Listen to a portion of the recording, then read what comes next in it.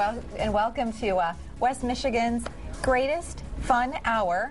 It's nice to have you back along with us. Yeah, it's always great to be here. It's a wonderful morning for me, starting out the week because I wasn't here yesterday. She gets an abbreviated work week here. I know, and I have a half day on Friday, too. Really? Wow, well, how about that? I was talking about that big birthday surprise I'm doing for my husband. Yeah. We're going to start it at about noon. Fantastic. I'm not saying anything else. Okay. Maybe until Monday. That sounds good. We want to see the pictures. Okay, we'll be stalking on Facebook all weekend. Well, that'll be wonderful. I know you guys are both so busy and you spend so much time, trying to...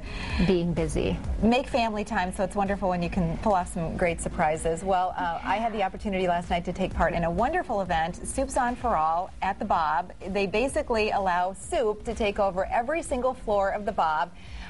Bunch of area restaurants and, of course, so many people with big appetites show up to eat soup to benefit God's Kitchen and Catholic Charities of West Michigan. Here I'm with Laura Velasquez. I see Laura. There's Flounder there.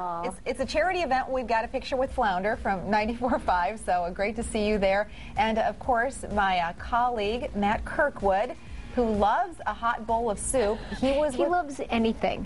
He's a food lover. Well, let me tell you, those guys were the Panera gang, and check this out. Matt and I were serving soup together. We had to get a little clowning around before we started out the real serving, and then here we are there's Joy Walzak and Ryan Takeo from Daybreak, so we had a wonderful time. I don't have a final total as to exactly how much money was raised, but the place was packed. It is one of those wonderful January charity events that every year raises so much money, and this is a really great way to connect on it. Super chilly. Warms the body, warms the soul, a great cause. That's wonderful. That sounds like a lot of fun.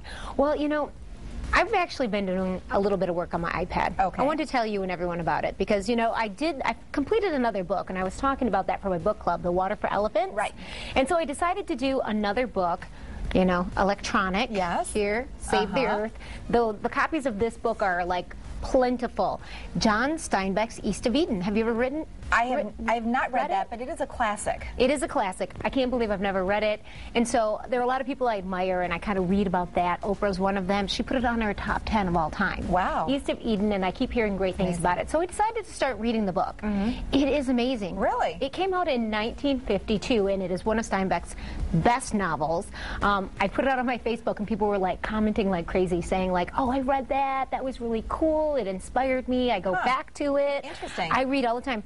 It's amazing. It's set in California, and so just kind of wanted to think, I have a list of books, and some of them are classics, though sometimes classics are a little bit harder to read. Right. Because they're not, as quick and thrilling as some of the books of today.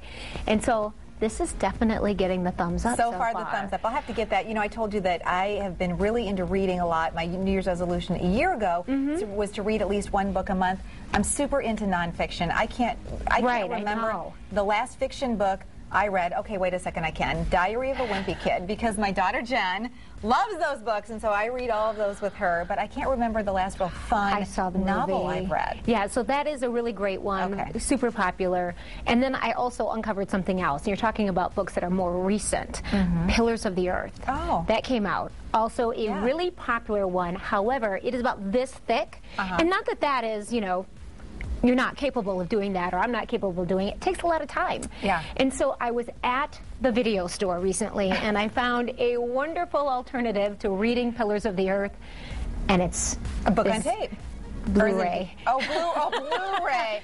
This is actually, it's really long, and because it's such a big, thick book, and it's very, there's a lot that happens in it, there are actually 3 discs. Wow. And so these are, the first one has 2 of them episodes on it. It was made into this great, great movie, and I've actually only had time to see one. I've got to return them, but I'm going to put it in my Netflix queue.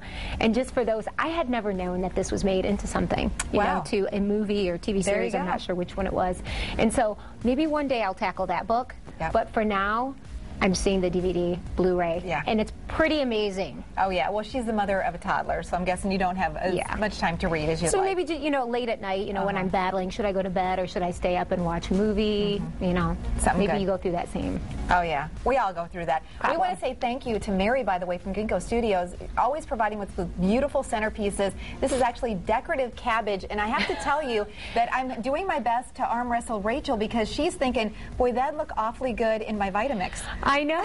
I'm a huge fan of greens. is, and also there's eucalyptus in there too. I can see that at the bottom. I don't know if you can see it. It's kind of turned around in the glass. So Mary, thank you for your creativity. Oh, yeah. You know, something beautiful doesn't always have to involve something that has blossoms on it. Yeah. And this is a really great example. So And I very love the West. purple. West nonetheless. It's very, very West. Oh, yeah.